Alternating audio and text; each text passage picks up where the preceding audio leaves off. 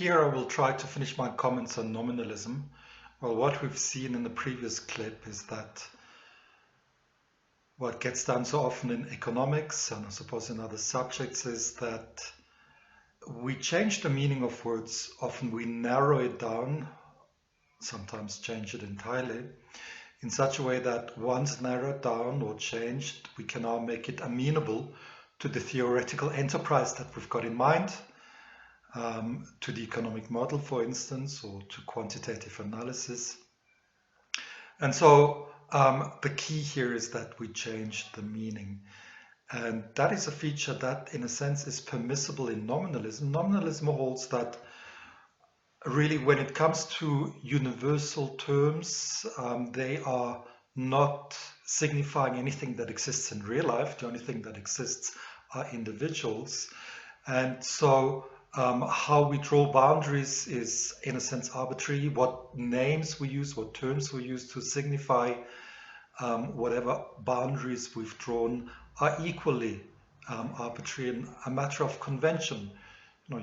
If your parents have named you Michael, it could have been any other name. And so there's nothing inherent, there's nothing important to the name itself, and it can be changed.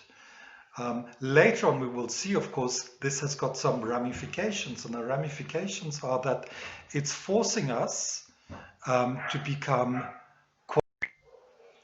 if we adopt the nominalist view that the terms that we are using are really arbitrary, maybe a matter of convention.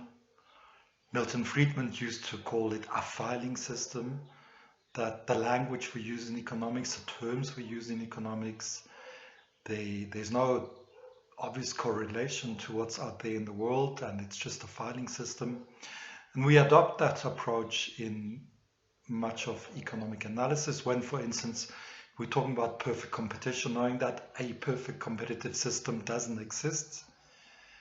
And so one wonders, what's the connection between this theory that may be totally arbitrary as regards the words and terms that we're using. And so the connection to the real world, to use that expression, would be that we're going to do testing. And we're using our theory to make predictions. And if those predictions work, then, well, we adopt the theory, or we'd be saying it's not been falsified. So that's how, within a nominalistic approach, we're making the connection back to the world, even though the words that we are using have a very conventional and arbitrary component to them. And so back to that idea that the meaning of words can be changed. Yes, so that's the grounds. It's grounded on this nominalist idea, namely that general terms are not referring to a specific individual thing that exists, because they're also saying that only individual things exist. And so the words that we're using are not referring to individual things. They are, by definition, general things.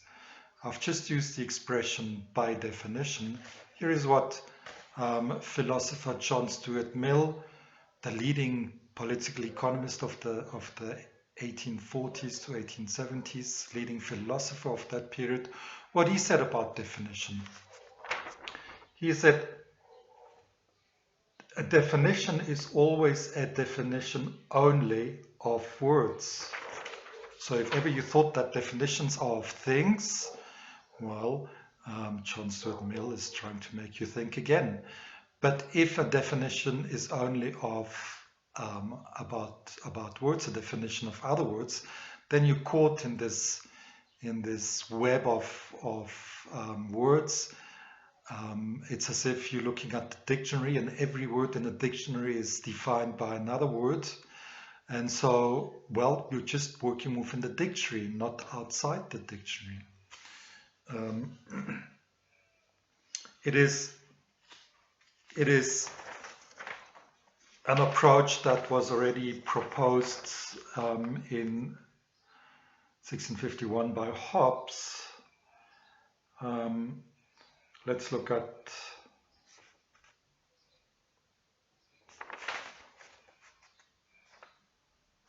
Yeah, the first one, the first statement.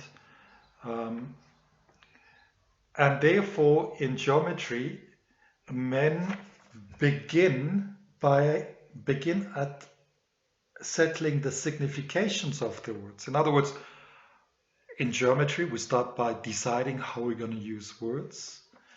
And that settling of the significations they call definitions, and place them in the beginning of their reckoning. And that's in a sense what we do in many intellectual enterprises today. Again, let's say we take the example of perfect competition. We put it at the beginning, we decide what we mean by that term, and then we draw the conclusions from that definition as we've given it. But the definition, in a sense, is coming at the beginning, not like as we would see in amongst realist thought, where the definition comes at the end point once we've got a proper understanding of the subject matter.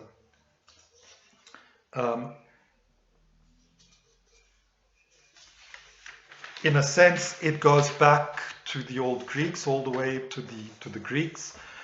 Empedocles, this is now neither Heraclitus, Plato, Aristotle that we've got listed for this week's lecture or for this week's assignments.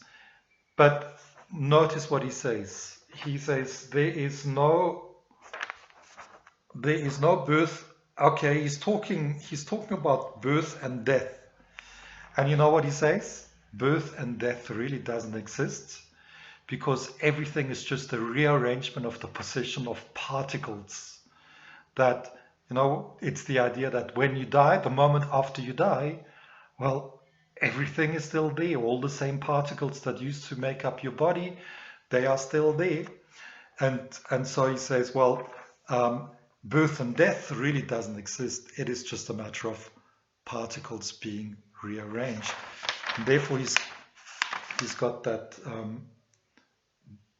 He says that they do not name these things rightly, but I also follow the custom. He's saying he continues using the expression birth and death because it's a custom. A bit like the sun. What do we say about the sun? We say the sun sets and the sun rises. Well, in reality, it doesn't rise, nor does it set. From our perspective, it is stationary, and it's our planet that's revolving around its own axis that's getting us to see the sun coming up or going down. But yet, it is custom. We make ourselves understood like this, and therefore we continue using that, if you like, arbitrary or wrong expression of the rising sun or setting sun. And to summarize this section on the nominalism, let us take the quotation from William of Ockham, writing in around about 1300. And Ockham, of course, is famous for what we call Occam's razor. I'm sure we're going to get an occasion to talk about that in the not too distant future. And he says, there is no universal outside the mind. So again, remember, we're talking about universals. Nominalism is an answer to the question of what are universals. And he's telling us what it is. He's telling us it is in the mind. It's not something outside the mind. It is in the mind. And if it is in the mind, then it's our creation. Then it's arbitrary. Then it's by convention. But it is made by us. It is not something that is out there. If we're talking about horse, the nature of a horse, it doesn't exist. You've only got individual horses. And so he expresses that in the second part here. Everything that is necessarily one thing in number and consequently a singular thing. So nominalism stresses that everything that exists is really something that we can see, smell, hear. Talking about smelling and hearing, preceding Ockham, we've got another scholastic theorist by the name of Roslin. Okay, and he said that universal ideas are flatus vocis, i.e. the breath of a voice. Or if you like, okay, I've got it there.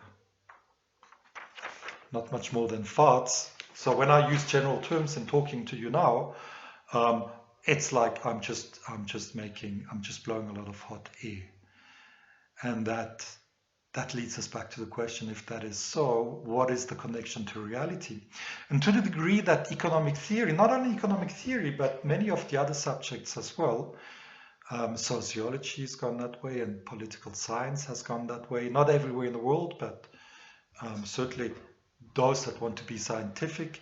Well, if we now want to reestablish that connection to the real world, given that there's so much arbitrary aspects in our theory making, if we're going back to the real world, how do we do that? Well, we've got to do testing and reestablish the connection to the world in terms of, do our theories predict well or don't they? Do they make, it's the notion of instrumentalism. If they are successful in predicting what's going to happen, well then we can continue using them. If they fail to do so, if they do not predict correctly, they will be discarded.